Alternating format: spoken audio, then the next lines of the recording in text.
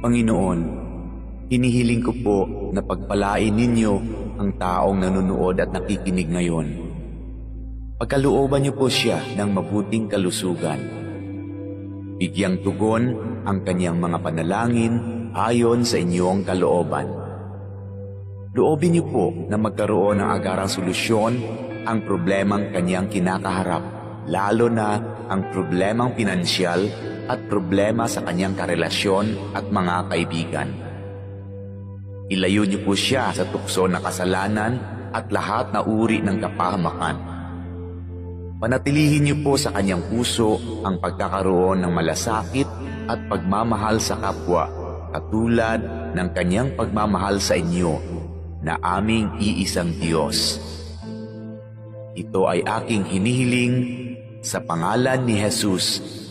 Amen.